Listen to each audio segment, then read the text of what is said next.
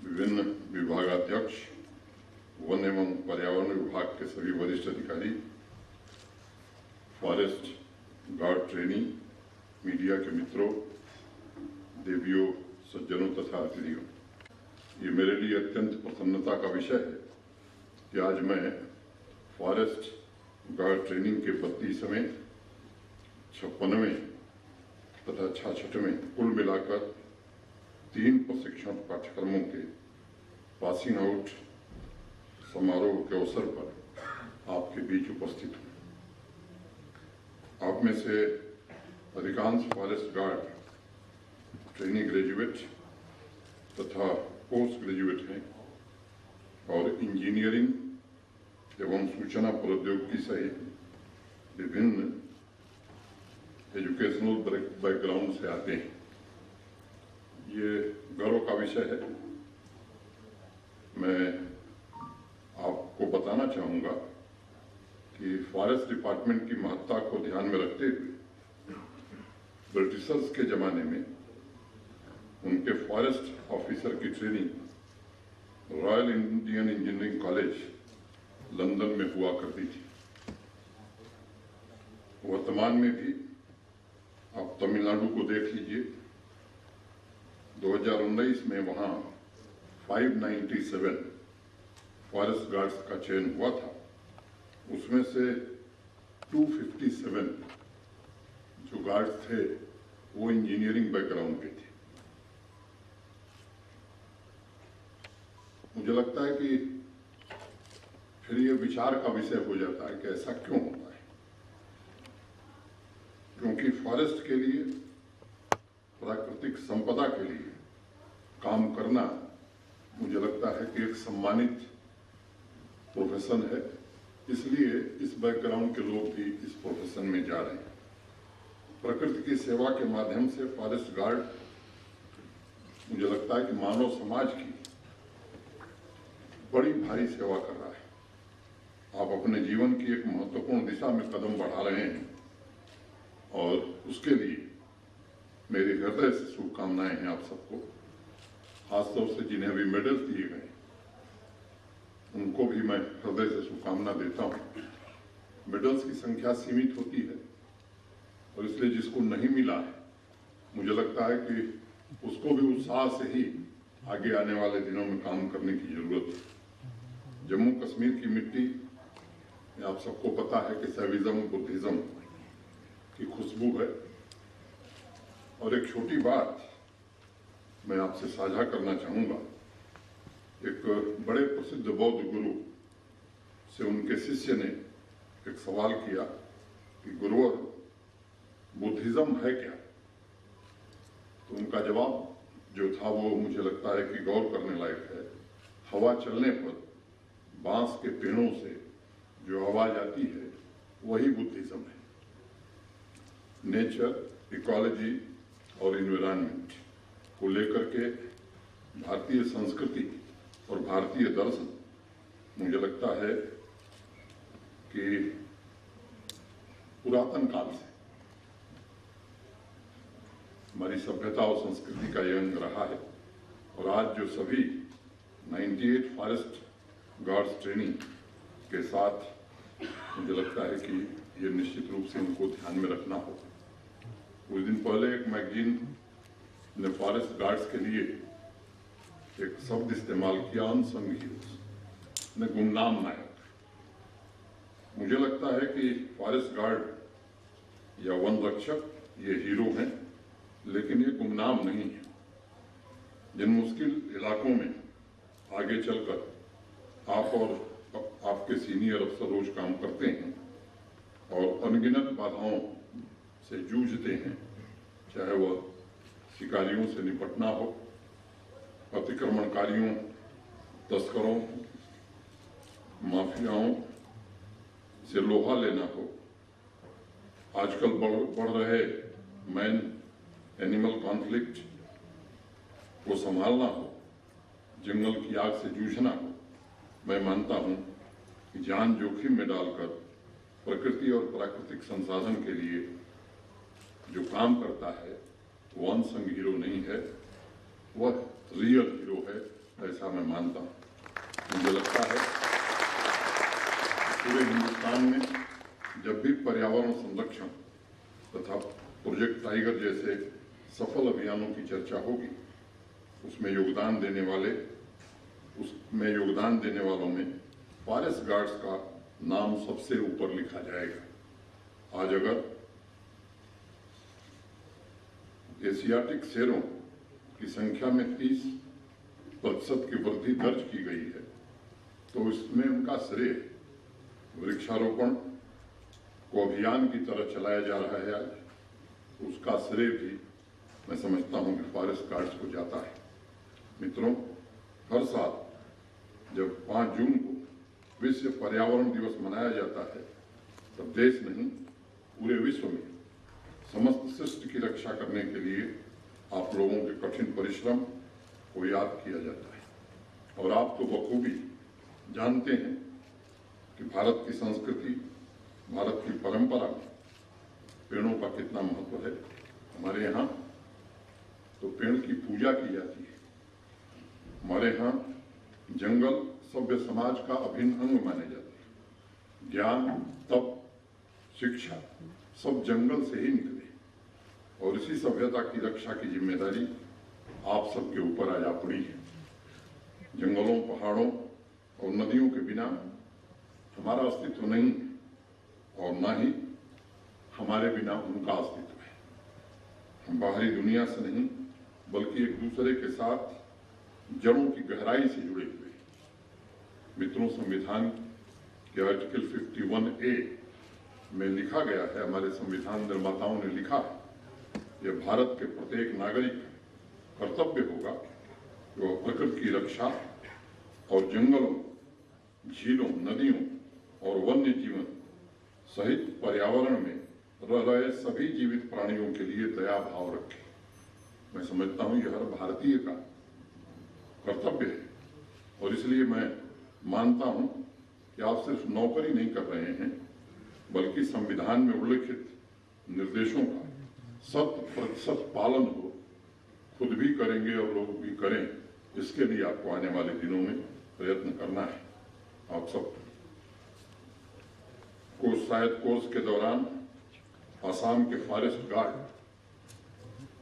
दिम्बेश्वर दास की कहानी जरूर बताई गई होगी। उन्हें अर्थ वॉरियर या जलवायु योद्धा भी कहा जाता है, और न जाने कितने कितने नामों से उन्हें पुकारा जाता है। ऐसे लोग केवल आपके लिए प्रेरणा स्रोत नहीं, मुझे लगता है कि पूरे देश के लिए, पूरे समाज के लिए प्रेरणा स्रोत है। और मैं आपसे भी उम्मीद करता हूं कि जम्मू कश्मीर, जिसे हम फिरदौस, पैराडाइज, धरती की जन्नत कहते हैं, उसके प्राकृतिक संसाधनों की आप न सिर्फ रक्षा करेंगे, जैव विविधता को सुरक्षित रखेंगे, बल्कि जलवायु परिवर्तन की गति को भी इस यूनियन टेरिटरी में कम करने का पूरा प्रयास करेंगे।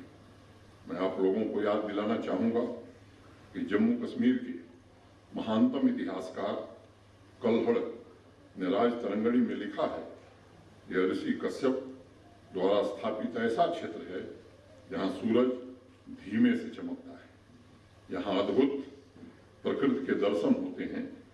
कैलाश तीनों लोकों में सबसे उत्तम स्थान है, हिमालय कैलाश में सबसे उत्तम है, और कश्मीर में कश्मीर हिमालय में सबसे उत्तम जगह है, ऐसा इतिहासकारों ने लिखा है। जब इस खूबसूरत जगह को उसकी प्रतिष्ठा के अनुरूप बनाए रखने की जिम्मेदारी भी मुझे लगता है कि अब आपके कंधों पर आ पड़ी है। मित्रों, आप जम्मू कश्मीर के ग्रामीण तथा शहरी क्षेत्रों में लोगों के साथ मिलकर काम करेंगे, और उनकी आजीविका में सुधार लाने के लिए भी सरकार के, शासन के प्रतिनिधि के रूप में आगे आपको काम करना है। अगर हम इतिहास में झांक कर देखें तो जम्मू कश्मीर में फॉरेस्ट एडमिनिस्ट्रेशन की शुरुआत 1857 में हुई है, जब वनों की सुरक्षा और उनके विवेकपूर्ण दोहन को सुनिश्चित करने के लिए राजस्व विभाग के अंतर्गत एक प्रशासनिक इकाई स्थापित की गई थी, जिसे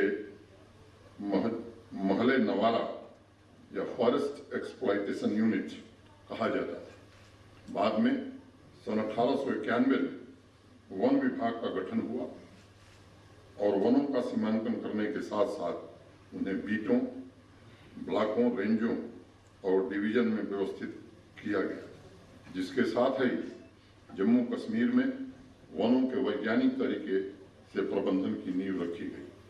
भी मेरे पूर्व प्रिंसिपल चीफ कंजर्वेटर ने बहुत विस्तार से बताया है। मैं बहुत संक्षेप में 2-3 बातें कहना चाहूँगा। 1893 में फॉरेस्ट रेगुलेशन और रूल्स बनाए गए और जम्मू कश्मीर के फॉरेस्ट मैनेजमेंट के इतिहास में मैंने पढ़ा है 1902 में पहली बार सब डिवीजन लेवल पर भद्रवा में पहला ऑफिस बना और उसके बाद 1908 में किश्तवाड़ में ऐसा ही ऑफिस जंगलों और प्राकृतिक संसाधनों की सुरक्षा के लिए खोला गया। आपने शायद उसके बारे में अपने कोर्स के दौरान भी पढ़ा होगा, लेकिन इतिहास का जिक्र करके मैं आपको यह बताना चाहूँगा कि वनों को बचाने और उनके संरक्षण में आपकी भूमिका किसी भी प्रकार से हमारी सेना या पुलिस से कम नहीं है। अपने कर्तव्य को पूरी शिद्दत से निभाने की आपकी रिच लेगेसी है। मुझे मालूम है कुछ फॉरेस्ट फ्रंटलाइन स्टाफ ने तस्करों और अन्य वन अपराधियों का डटकर मुकाबला किया है और अपने कर्तव्य पालन में विभाग के कुछ कार्मिकों ने अपने प्राणों का भी सर्वोच्च बलिदान किया है। इस अवसर पर मैं दिन रात वनों, वन्य जीवों और पर्यावरण की सेवा करने वाले वन कर्मियों की वीरता को नमन करता हूं। मैं वनों और वन्य जीवों की सुरक्षा में अपना सर्वस्व अर्पण करने वाले सभी शहीदों को भी श्रद्धांजलि अर्पित करता हूं और मैं फॉरेस्ट डिपार्टमेंट से ये निवेदन करना चाहूँगा कि 11 सितंबर हर वर्ष जम्मू कश्मीर के सभी फॉरेस्ट ऑफिसेस में इन शहीदों की श्रद्धांजलि में एक कार्यक्रम निश्चित रूप से होना चाहिए। आवाम को भी उनके त्याग और बलिदान की कहानी हम बता सकें, मुझे लगता है ये आवश्यक है। अभी कुछ दिन पहले मैं भारतीय वन सर्वेक्षण की 2019 की रिपोर्ट देख रहा था। मुझे गर्व है कि फॉरेस्ट कवर में, जैसा गेरा साहब ने बताया, 348 वर्ग किलोमीटर की बढ़ोतरी के साथ जम्मू कश्मीर संघ राज्य क्षेत्र फॉरेस्ट कवर में सर्वाधिक बढ़ोतरी दर्ज करने वाले 5 शीर्ष राज्यों में अपना स्थान बना सका। रिपोर्ट में यह भी कहा गया है कि जम्मू कश्मीर में फॉरेस्ट कवर में वृद्धि का मुख्य कारण वृक्षारोपण तथा संरक्षण की गतिविधियां हैं। इसके लिए मैं सभी फॉरेस्ट गार्ड्स, फॉरेस्ट डिपार्टमेंट के सभी अधिकारियों, कार्मिकों तथा श्री गेरा और सरिता चौहान जी को हृदय से बधाई देना चाहूँगा। इन वनों ने काफी बड़ी धनराशि प्राप्त करने में महत्वपूर्ण भूमिका निभाई है और 15वें वित्त आयोग के अनुसार लगभग वार्षिक सालाना 1700 करोड़ रुपए अब जम्मू कश्मीर संघ राज्य क्षेत्र को इसके कारण प्राप्त होगा। मैं इस उपलब्धि के लिए फॉरेस्ट डिपार्टमेंट को हृदय से बधाई देना चाहता हूं। किसी भी क्षेत्र की ताकत मुख्य रूप से उसके प्राकृतिक और मानव संसाधनों में ही निहित होती है। जम्मू कश्मीर में 40 से ज्यादा वनों के प्रकार पाए जाते हैं, जो देश के किसी अन्य हिस्सों की तुलना में सबसे अधिक है और हमारे वनों के इकोसिस्टम की विविधता को भी दर्शाते हैं। मुझे बताया गया है कि आर्थिक और सांख्यिकी निदेशालय के आकलन के अनुसार वनों में मिलने वाले टिम्बर, फायरवुड, चारा और नॉन टिम्बर प्रोडक्ट्स का मौद्रिक मूल्य लगभग 3000 करोड़ रुपए का है, जो जम्मू कश्मीर की कुल जीएसडीपी के 2% से अधिक है। इको टूरिज्म और लकड़ी पर आधारित उद्योगों को बढ़ावा देने जैसे नए उपायों के द्वारा जीएसडीपी बढ़ोतरी में मुझे लगता है कि और योगदान दिया जा सकता है, इसकी गुंजाइश है।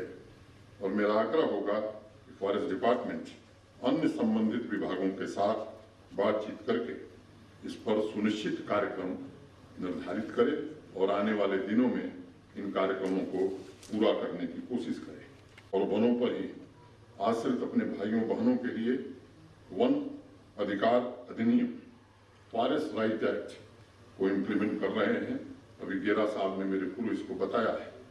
संसद द्वारा वर्ष 2006 में पारित होने के बावजूद यह कानून जम्मू कश्मीर में लागू नहीं था, जिसके कारण ये लोग अपने अधिकारों से वंचित थे। इस प्रक्रिया को पूर्ण कर हम जंगलों पर आश्रित समुदायों को न्याय संगत अधिकार प्रदान कर सकेंगे और इसके लिए फॉरेस्ट तथा ट्राइबल डिपार्टमेंट काम कर रहा है। इस अधिनियम के पूर्ण रूप से लागू हो जाने के बाद अनुसूचित जनजातियों तथा अन्य पारंपरिक फॉरेस्ट ड्वेलर्स समुदायों की आजीविका, सुरक्षा, गरिमा और समृद्धि को सुनिश्चित किया जा सकेगा। मैं आपसे निवेदन करूंगा, संवेदना के साथ, मानवीय संवेदना के साथ इस काम को उचित ढंग से हमें करने की जरूरत है। मित्रों, जम्मू कश्मीर विकास के पथ पर आगे बढ़ रहा है। इस परिदृश्य में विकास और पर्यावरण संरक्षण के बीच संतुलन बड़ा जरूरी है और इसे हमें सुनिश्चित करना होगा। वन विभाग की भूमिका इसमें सबसे महत्वपूर्ण है। मैं उम्मीद करता हूँ वन विभाग विकास के प्रतिकूल प्रभावों को कम करने के लिए नए तरीकों पर भी खोज करेगी। मुझे विश्वास है कि ग्रीन जम्मू कश्मीर ड्राइव के अंतर्गत 1 करोड़ पौधे लगाने का जो लक्ष्य रखा गया है वो इस दिशा में एक महत्वपूर्ण कदम है। पुरानी कहावत है, फॉरेस्ट हमारी जमीन के फेफड़े जैसा है। वे हवा को शुद्ध करते हैं जंगल हमारे और लोगों को नई ताकत देते हैं। इसलिए अपने फॉरेस्ट कवर के लिए इकोलॉजी रेस्टोरेशन और संरक्षण के मॉडर्न तरीकों, टेक्नोलॉजिकल उपयोगों और सक्रिय जन भागीदारी की आवश्यकता हमें होगी। हमें जम्मू कश्मीर के भविष्य के लिए प्राकृतिक संसाधनों को और मजबूत करना होगा और पर्यटन को पर्यावरण संरक्षण से भी मुझे लगता है कि जोड़ने की प्रबल संभावना जम्मू कश्मीर में हम सबको दिखाई पड़ती है। ऑफॉरेस्टेशन तथा वन संरक्षण के मैंडेट के साथ वन विभाग द्वारा ग्राम पंचायतों जैसे ग्रॉस रूट इंस्टीट्यूशन को सक्रिय रूप से शामिल करते हुए प्राकृतिक संसाधन प्रबंधन में जन भागीदारी की दिशा में महत्वपूर्ण योगदान देने की आवश्यकता है। इस पर बल दिया गया है। फॉरेस्ट डिपार्टमेंट द्वारा अन्य स्टेक होल्डर्स जैसे स्थानीय शहरी निकायों तथा अन्य संबंधित विभागों, एनजीओ तथा सिविल सोसाइटी के सहयोग से शहरी क्षेत्रों में पौधारोपण का काम किया जा रहा है। मेरी अपेक्षा होगी, मेरा आग्रह होगा और सलाह भी होगी कि पौधारोपण संबंधी विभिन्न गतिविधियों में स्कूली छात्रों को भी हमें शामिल करने की आवश्यकता है, जिससे बचपन से ही उनमें प्रकृति के प्रति चेतना की भावना तथा समाज सेवा का भाव उत्पन्न हो। और मेरा आग्रह होगा कि खास शहरी क्षेत्रों में बाल वन, चिल्ड्रन पार्क और सीनियर सिटीजन के लिए अगर हम पार्क बना सके खाली जगहों पर, और यहाँ फॉरेस्ट डिपार्टमेंट की जमीनें भी बहुत हैं, तो मुझे लगता है ये समाज की बड़ी सेवा होगी। मुझे लगता है कि इको क्लब भी अगर एजुकेशन डिपार्टमेंट के साथ मिलकर के हम चलाते हैं, जिसमें हमारे नौजवान बच्चे विद्यार्थी भाग लेते हैं और उसके लिए कोई वार्षिक पुरस्कार हम रखते हैं, तो मैं मानता हूं कि आने वाले दिनों में लोगों की अभिरुचि इसमें बढ़ेगी। मुझे देखकर अत्यंत खुशी हो रही है कि इसमें 3 महिला फॉरेस्ट गार्ड भी अपना आज प्रशिक्षण पूरा कर रही हैं। मुझे याद है पिछले साल कन्याकुमारी जिले की इंजीनियरिंग ग्रेजुएट अविशा कुमारी फॉरेस्ट गार्ड बनी थी और उन्हीं के साथ की देवकी ने इंजीनियरिंग कॉलेज में वो लेक्चरर थी, नौकरी छोड़कर कोयम्बटूर फॉरेस्ट में फॉरेस्ट गार्ड की नौकरी उन्होंने ज्वाइन किया। उस मौके पर पूरे देश में जश्न मनाया गया। मुझे भी आज गर्व की अनुभूति हो रही है। वन संसाधन प्रबंधन में महिलाओं की भूमिका मैं मानता हूं और भी ज्यादा महत्वपूर्ण है। आज पास आउट होने वाले युवा फॉरेस्ट गार्ड से मैं उम्मीद रखता हूं, अपेक्षा है नहीं, कि वे सदैव इसका ध्यान रखेंगे तथा वन संरक्षण एवं संवर्धन गतिविधियों के दौरान महिलाओं और ग्रामीण समुदायों की आवाज जरूर सुनेंगे, ऐसी मेरी अपेक्षा है। आपके प्रयासों से ग्रामीण समुदाय का बोझ कम होना चाहिए तथा उनके लिए आजीविका के अवसर कैसे पैदा होंगे, इस पर विचार करने की हमें आवश्यकता है। उन्हें जलाऊ लकड़ी, चारा और टिम्बर जैसी सेवाओं की समय समय पर आवश्यकता होती है। हमें अपने वैधानिक कानूनों के अंतर्गत हम कैसे उनकी मदद कर सकते हैं, संवेदनशील मनुष्य के नाते हमें इस पर भी विचार करने की जरूरत है। आपको लकड़ी से जुड़े उद्योगों का भी ध्यान रखना होगा और रोजगार प्रदान करने के साथ साथ राज्य की अर्थव्यवस्था में भी अपना योगदान देना होगा। अपने कर्तव्यों का निर्वहन करते हुए वन व्यवस्था में सुधार और पारदर्शिता लाना, मुझे लगता है ये शीर्ष प्राथमिकता होनी चाहिए। मुझे अत्यंत प्रसन्नता है कि फॉरेस्ट ट्रेनिंग स्कूल आप सभी को इन चुनौतियों के प्रति उचित दृष्टिकोण और उत्तरदायित्व की भावना के साथ तैयार करने का एक सराहनीय कार्य कर रहा है। सीखना एक आजीवन चलने वाली प्रक्रिया है। कोई भी व्यक्ति पूर्णांक नहीं होता है। जीवन भर सीखने का अवसर सबको मिलना चाहिए। अतः आपने जिस ज्ञान और कौशल को अपने प्रशिक्षण के दौरान हासिल किया है, वो आपके कैरियर में नींव का काम करेगा। मैं एक बार फिर आप सभी को बधाई देता हूं और विशेष रूप से उन लोगों को जिन्होंने अपनी योग्यता और उपलब्धियों के लिए पुरस्कार प्राप्त किए हैं। जैसे वृक्ष बादलों को बरसने का निमंत्रण देता है, वैसे ही जम्मू कश्मीर की प्राकृतिक संपदा आपको निमंत्रण दे रही है और आप अपने कर्तव्य का निर्वहन करते हुए इस बात का जरूर ध्यान रखिएगा कि गुलाब का फूल भी सैकड़ों सितारों से कहीं अधिक मूल्यवान होता है। मैं जम्मू कश्मीर की वन संपदा की सुरक्षा, संरक्षण और विकास में आपके प्रयासों के सफलता की कामना करता हूं। एक दो छोटी बातें मुझे कहनी है। आप सबको मालूम है कि आज 3 मार्च वर्ल्ड वाइल्ड लाइफ डे है, तो मैं इसकी भी शुभकामना आप सबको देता हूं। आज विश्व श्रवण दिवस है, वर्ल्ड हियरिंग डे, इसकी भी शुभकामना देता हूं। 4-5 दिनों पहले मैं डाची गांव गया। मैं फॉरेस्ट डिपार्टमेंट के वरिष्ठ अधिकारियों से निवेदन करना चाहूंगा, वहां हांगुर कितने हैं, कितने हम बढ़ा सकते हैं, इस पर हमें सोचने की जरूरत है। और क्या सामान्य व्यक्ति के लिए उसे हम एक पर्यटक स्थल के रूप में विकसित करने का प्रयत्न कर सकते हैं। जो हमारी मान्यताएं जो हमारे लिए प्रतिबंधित है उसे रोकते हुए, क्योंकि कहीं भी जब जहां परमिशन लेनी होती है सरकारी तंत्र में, मुझे लगता है सामान्य आदमी को कठिनाई होती है। ऐसा कोई सिस्टम हम विकसित कर सकते हैं कि सामान्य व्यक्ति भी, देश के कोने कोने से लोग आते हैं तो उसे देख सकें, इस इलाके के लोग भी चाहें तो देख सकें। भले ही संख्या हमको सीमित करनी पड़े, लेकिन निश्चित सीमा जो हमारे लिए अपरिहार्य होगी, जिससे कोई नुकसान न हो पर्यावरण का, उसका ध्यान में रखते हुए इस पर सोचने की जरूरत है। पिछले दिनों में पुरमंडल गया तो मैंने वहां देखा मानसर, सुरिसर की लेक, उत्तरवाहिनी। मुझे लगता है कि वन विभाग को उन प्राकृतिक स्थलों को भी देखने की जरूरत है कि वहां आप क्या कर सकते हैं। वहां की इकोलॉजी बचाने के लिए देश भर के लोग वहां आते हैं, अनेक कारणों से आते हैं। मुझे लगता है कि एक दूसरा काम हो सकता है जिस पर आप विचार कर सकते हैं। तीसरा, वेटलैंड और वेस्टलैंड। अनेक प्रकार की पक्षियां हमारे हाथ में, मुझे लगता है कि इसको बचाने में फॉरेस्ट डिपार्टमेंट की क्या भूमिका हो सकती है। मैं समझता हूं कि इस पर जरूर काम करने की आवश्यकता है। इन 3 सुझावों के साथ मैं फिर से आप सबके प्रति हृदय से साधुवाद देते हुए मैं अपनी बात यहीं पूरी करता हूं। जय हिंद, जय भारत।